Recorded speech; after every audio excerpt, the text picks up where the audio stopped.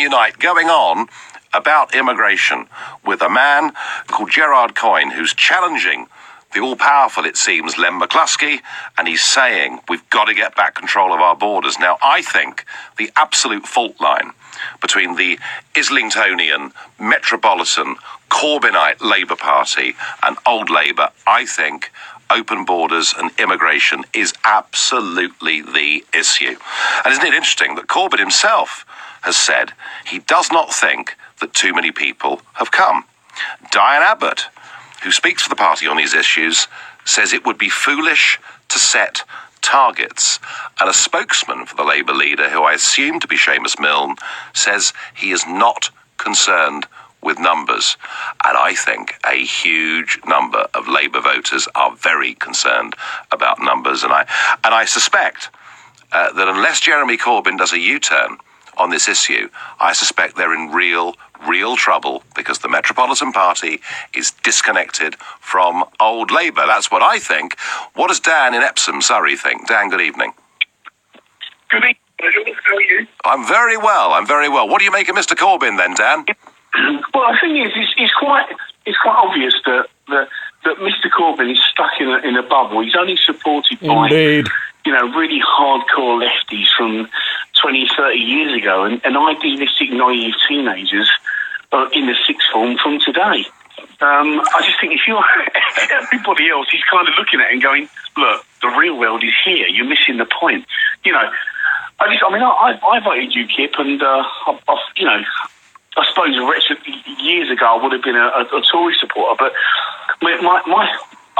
what really made me laugh is if the left looked at Clacton in the last election, they said, why are so many people in Clacton voting UKIP? I can't believe it. It's the least amount of immigration in the town. Because they were the people that saw the town, that saw their London change in the 50s, 60s and 70s, and then moved out.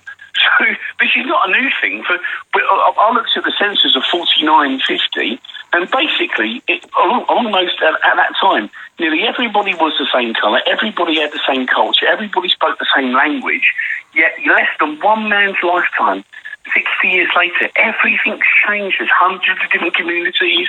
Now, I think, I agree with you, integration, I think, is a good thing. Is that in low numbers, so they can be absorbed into the mass populace. I think everybody would agree that immigration in low numbers, so those people can join us and all row in the same direction in the boat. Nobody would disagree. It's not 1972. The NF aren't around. Everyone kind of thinks the same. But what we didn't want was millions and millions and millions of people. I mean, the main reason that Corbyn will never be voted in is because most of us saw what his government, or not his government, we saw what New Labour did to us in their 13-year tenure was absolute treason and disgusting. Exactly. We saw that when I actually grilled Phil Willis personally on this, and he came clean and said, look, the upper echelons of the Labour Party made me do it. They made me they allowed millions and millions of people from outside the EU. They didn't cap new EU member states. In their own words, no, that's right. They wanted to rub the noses of the right in it. That was his exact words. But the people they affected, Dan, the people they affected actually, in most cases, were traditional Labour voters. It was those earning lower incomes who saw their wages suppressed. It was those struggling to get on the housing ladder that found it harder and harder and harder. It's amazing to me that they don't appear to have learnt the lesson. But Dan, let me ask you one question. Is the Labour Party doomed if Corbyn stays as leader? Yeah, but I think the Labour Party are doomed if he stays as leader, but I think they're doomed if they get someone else in, because I just think people, even if they take... Let's put this in context. The only time the Labour Party were ever electable was when they were a soft, social, underbelly version of the Tory Party, right? They had a 13-year government which they sold us down the river. They had the Iraq War, mass uncontrolled immigration. They sold gold at record low rates. Oh, I know, don't. The economy. So one thing is, the only time they've ever been electable in recent history was when they were a soft version of the Tory Party. All that he's really done with Corbyn is gone back to their traditional values, and their traditional values do not chime. So Dan, where do those Labour votes go to? Do they go to the Tory Party? Do they go to UKIP? Do they stay at home? What's going to happen? Well, what I'd really like to see is I would like to see, AV. I would like to see, all those votes in the last election, Nigel, I voted for you. And I also sat there and thought, if it wasn't for the spectre of the SNP and Labour getting together, how many votes did we get, Nigel? How many votes did you get? Well, nearly 4 million, yeah. 4 million. Yeah. So I sort of think to myself, Nigel, we probably would have got 6 million, right? Because there was lots of people like me sitting at home thinking, wow, the SNP might join together with Labour. And what do I vote for? Well, actually, Dan, on the UKIP point, UKIP got 4.5 million votes in the 2014 European elections. 40% of those did not vote UKIP in 2015 for fear, as you say, of that lady north of the border, controlling a prime minister who, in the shape of Ed Miliband, didn't look very strong. But actually, in total, between 2014 and 2015, nearly 6 million people did vote UKIP, and I guess that's what pushed the referendum. Dan, thank you very much indeed for your thoughts. Next, we go to Valerie in Lambeth. Valerie, good evening. Oh, hi. I'm happy to speak to you. Usually they won't put me through on LBC. I ran Labour Friends of Israel for many, many years. Oh, interesting. And my late husband was the chief whip of the Parliamentary Labour Party, and he must be spinning in his grave when he sees what's happening to the Labour Party now. Is it, Valerie, there have been accusations that this Labour leadership have turned a blind eye to anti-Semitism. Do you believe that to be true? I know it not to be true. They're the biggest anti-Semites I've ever met. John Landsman, he's been the worst since I was running Labour Friends of Israel 40 years ago. As soon as he got in, he was insulting Israel in the most disgusting way for the last 35 years. So was Corbyn, and MacDonald is worse than all of them.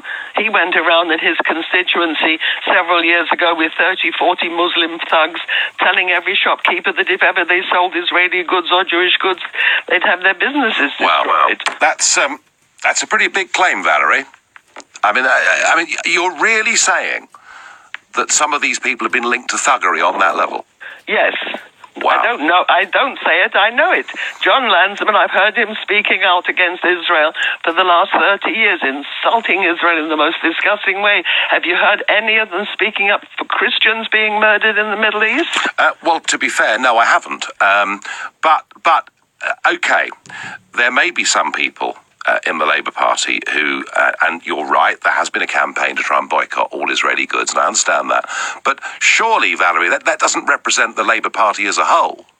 It may not. I hope not. I hope to God it doesn't represent the Labour Party as a whole. But as far as I'm concerned, if John Landsman, Corbyn and MacDonald are in control, I would never vote for them. And I think any Jew that votes for them should be ashamed. And I said that at Limmud. John Landsman came to Limmud, which is a Jewish cultural movement, and I was there, and I went to confront him at the meeting. And when I said all the same things at the meeting, I got the biggest applause that we had in the room. The people are disgusted at them. They're the worst anti-Semites you could possibly find. Right, so you want them to go, basically? I want them to go. I want them to... I've voted Labour all my life, but as long as they are there, I can never do so again. And I'm very bitter about it. Valerie, it's very, very strong things you said on that phone call, and I thank you very much indeed. Wow. That's really strong stuff. I have to say, as leader of UKIP, I've had all sorts of accusations that supporters of mine have said and perhaps done some horrible things. But what Valerie said there was incredibly strong, and I would invite or ask anybody who's a Labour Party official, please to ring up and tell me that Valerie's wrong. I'd love to hear from any of you, because some very strong things were just said then. Next we go to Fred in Golders Green. Fred, good evening. Good evening, Nigel. How are you doing? I'm fine. What have you got for me, Fred? You see, I'm going to first address the issue of the Labour Party. I think you might dislike Jeremy Corbyn, but I think he's speaking the truth in terms of immigration against your rhetoric that immigrants are the ones causing the shortages in schools, housing, and healthcare. Go on, Nigel. You as a politician have taken a very unique stand, and you've taken the easiest road to power, or would I say supported power, by not saying the truth to the people. Saying the truth to the British people that, look, for the past 8 years, they've been Tory courts.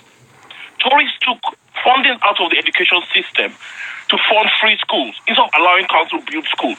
So when there are shortages of schools, it isn't migrants that are causing it, Nigel. It's the fact that the government hasn't funded it. Well, Fred. The government has had a failed housing Fred, for years. Fred, hang on a second, because you're moving the debate onto immigration directly.